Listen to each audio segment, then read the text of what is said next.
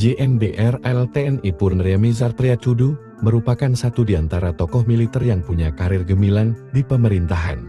Di era kepemimpinan awal Presiden ke-7 Joko Widodo, Jenderal Riamizar Triacudu sempat dipercaya sebagai Menteri Pertahanan Indonesia.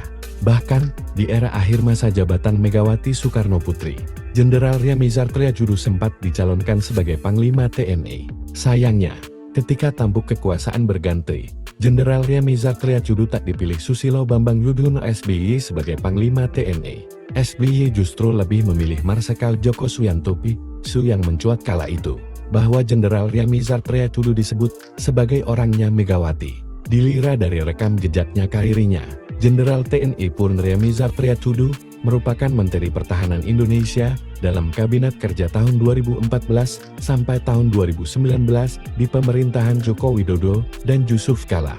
Ia lahir di Palembang, Sumatera Selatan pada 21 April tahun 1950.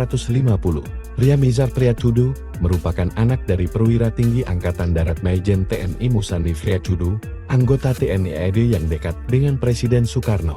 Riamizar Triacudu menjalani masa kecil di Kalimantan dan Jakarta, kemudian masuk sekolah militer AKABRE di Magaleng dan lulus pada tahun 1974.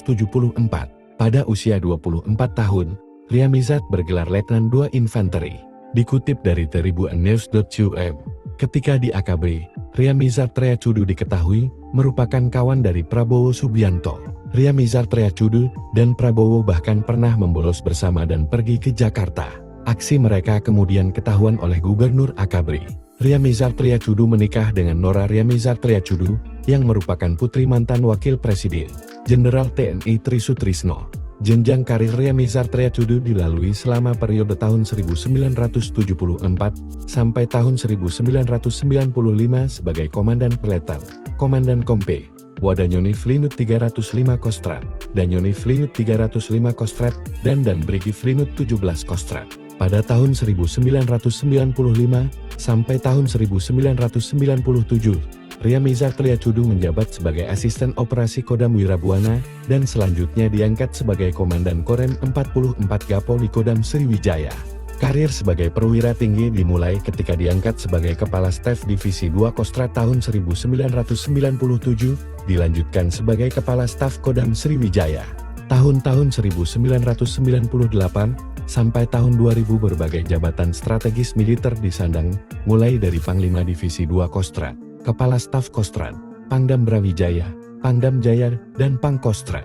Selanjutnya Riamizar diangkat sebagai Kepala Staf TNI di tahun 2002 hingga tahun 2005. Pada tahun 2004, di akhir masa jabatan Presiden Megawati Soekarno Putri, Riamizar Triacudu pernah dicalonkan sebagai Panglima TNI.